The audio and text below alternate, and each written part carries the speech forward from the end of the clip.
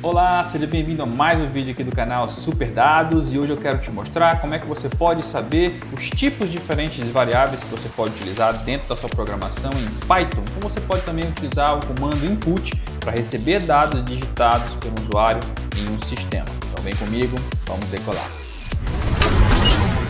Beleza, já estamos aqui no Google Colab, então nós vamos utilizar alguns recursos do Google Colab e da linguagem Python para ver como é que a gente pode trabalhar com diferentes tipos de variáveis, tá? Eu já tinha utilizado anteriormente aqui no exemplo algumas variáveis que eu tinha criado, uma variável chamada variável com um valor, outra variável que tem um outro valor de 2021, então essa variável aqui é do tipo string, essa outra aqui é do tipo numérica do tipo inteiro, né, números inteiros, e essa outra aqui é a variável chamada decimal, que tem um valor decimal, ou seja, com ponto flutuante.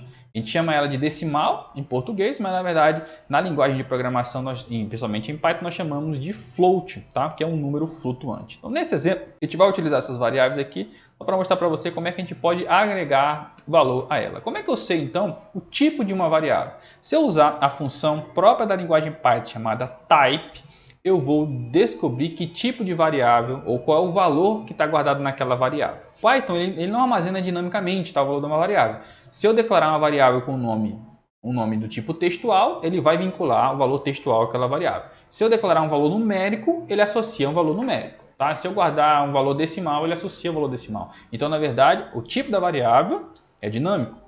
É de acordo com o valor que a variável recebeu. Tá? Então, nesse caso aqui, ó, eu coloco type e digo o nome da variável.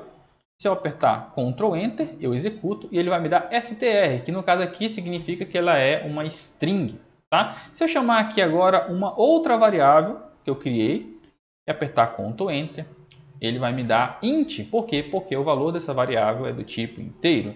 E se eu declarar ainda, chamar aqui, né, nessa função aqui, a variável decimal, se apertar Ctrl Enter, ele vai me dizer que ela é do tipo float, ou seja, ela é do tipo ponto flutuante. É do tipo flutuante, ela tem casa decimal, certo? E eu posso ainda receber valores nesse formato. Então vamos supor que eu vou declarar uma variável aqui, var1. Essa var1, ela vai receber, digitado pelo usuário, um valor de um número inteiro. Então eu vou vir aqui, por exemplo, e ao receber esse valor do tipo inteiro, eu vou dizer que ela é do tipo int. Então eu declaro, antes de receber através de um comando chamado input, onde input significa entrada nesse caso, é uma entrada de dados. Nesse caso, antes de receber o comando input, eu vou chamar a variável int. Porque é o seguinte, o comando input, ele geralmente vai associar o que foi digitado a um texto. Tá? Então se eu colocar aqui, por exemplo, var1 input e colocar aqui, né, digite um valor,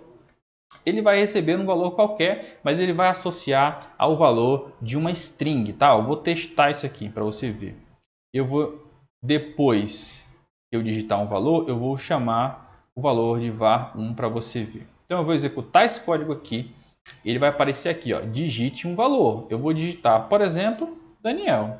Quando eu apertar Enter, ele vai imprimir str. Por quê? Porque Daniel é uma variável. Mas se eu executar isso aqui novamente e apertar 2021, o que acontece? Vou executar e ele vai me dizer str. Por quê? Porque ele associou esse input a um valor de string. Isso aqui é automático do Python. Agora, se eu declarar uma segunda variável, uma var2 aqui, e eu quiser receber um número inteiro, então eu tenho que colocar o int primeiro e depois nessa função int, tá? Nessa função, nesse método int que faz parte da própria linguagem Python, eu posso chamar o input. Aí sim, o que eu digitar aqui, ó, digite outro valor. Nesse caso, ele vai automaticamente associar ao valor de um número inteiro. E esse caso, então, eu vou também chamar aqui o type. E eu vou chamar var2. Vou executar, digite um valor. Daniel. Digite outro valor, 2021. Ele vai dizer o último valor que foi digitado nesse caso, ele disse que é o número inteiro. Tá? Ah, mas por que ele não imprimiu aqui, né? Os dois, porque na verdade o que acontece? Ele só vai pegar aqui o último type, ele não consegue imprimir dois types ao mesmo tempo. tá? Isso aqui é aqui dentro desse contexto de execução. Então ele pegou só o último valor que foi digitado, o último comando type, nesse caso aqui é o da var2, e ele automaticamente viu que essa var2 é um número inteiro. Se eu executar aqui, por exemplo, eu colocar 2021, no valor da var2 eu colocar, por exemplo, 10.2, ele vai me dar um erro. Por quê? Vamos entender. Eu estou pedindo para ele me executar aqui no comando de var2 e eu digitei um número com um ponto flutuante, com casa decimal. Só que isso ele não aceita. Por quê? Porque eu estou querendo utilizar dentro da função int, que só recebe números inteiros, um valor com base 10, ou seja, um valor decimal. Mas se eu especifiquei aqui int para var2, eu não posso receber decimal. Como é que eu faço para receber um valor decimal, professor? Eu declaro uma outra função chamada float. Chamo novamente o input e aí eu digo, digite mais um valor. Agora, quando eu executar, certo? Eu vou digitar o primeiro valor, que vai ser um texto, uma string. O segundo valor, que vai ser um número inteiro. E o terceiro valor, que vai ser aí sim um número decimal. Certo? Nesse caso aqui, ele recebeu o valor e imprimiu só o resultado do int, né? Só o resultado do type. Reparem que eu não tenho o type 3. Eu tinha que ter colocado aqui type var3. Executo novamente. Eu vou colocar Daniel como um texto, 2021 como número inteiro e 10.2 como um decimal. E aí ele imprimiu o último type, que nesse caso aqui é o valor de float. Você conseguiu compreender o que eu fiz aqui? Então, isso é o suficiente para a gente compreender que eu posso receber valores aqui e imprimir isso dentro de uma realidade. Então, como é que eu faço para receber valores e também colocar eles dentro de uma frase como a gente tinha feito anteriormente? É simples. Eu vou copiar aqui, tá?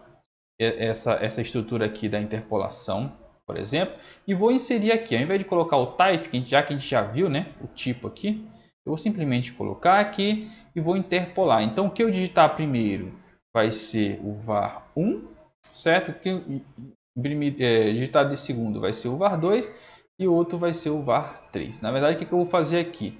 Eu vou digitar o ano, o valor, certo? E do que se trata. Então, o ano de, nesse caso aqui, vai ser o var2. Vou mudar a sequência. Aqui vai ser var1.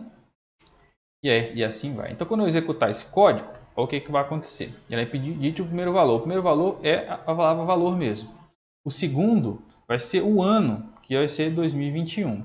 E o terceiro é o valor. Vou colocar aqui 8,40.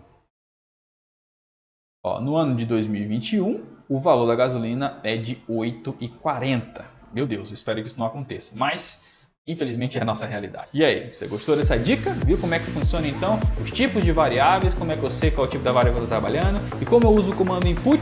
Se você gostou, deixa o seu like, se inscreva no canal, ativa o sininho e eu te vejo no próximo vídeo. Então, vamos decolar!